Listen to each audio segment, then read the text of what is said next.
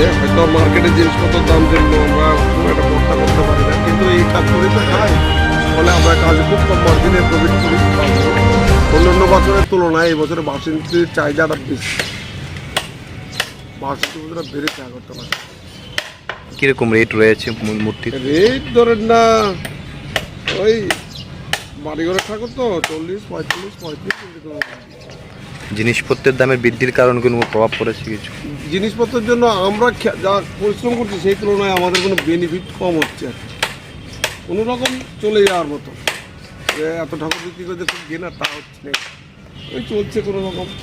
কোন মূর্তিটার চাহিদা বেশি, বড়টা না ছোটটা? ছোটো বাসন্তী ঠাকুর ছোটো ঠাকুর চাহিদা। গত বছর কিরকম চাহিদা ছিল? গত বছর থেকে এবার অনেক বেশি বাসন্তী, ডবল বলা যায়।